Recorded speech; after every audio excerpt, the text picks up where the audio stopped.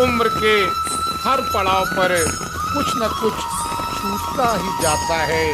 कुछ लोग छूट जाते हैं, कुछ सपने पीछे रह जाते हैं, कुछ मौके बिना दस्तक दिए निकल जाते हैं।